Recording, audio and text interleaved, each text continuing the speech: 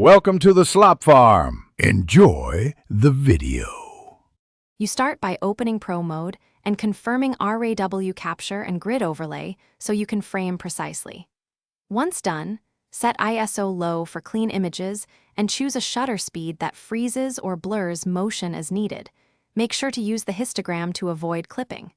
Manually adjust focus on your subject and lock exposure to keep brightness consistent.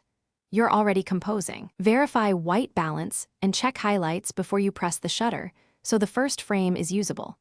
Now refine. Tap the spot meter on your main subject and nudge exposure value in small steps to preserve highlights.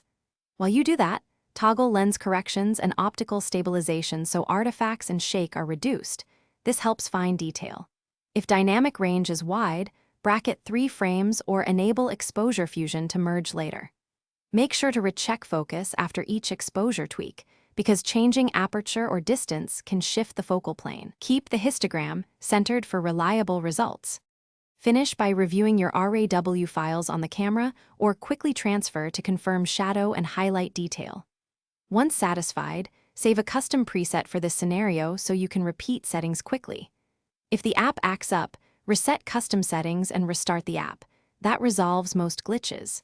If images show noise, lower ISO and compensate with longer shutter or a tripod. You'll now know how to capture dependable pro images and how to fix common problems when they arise.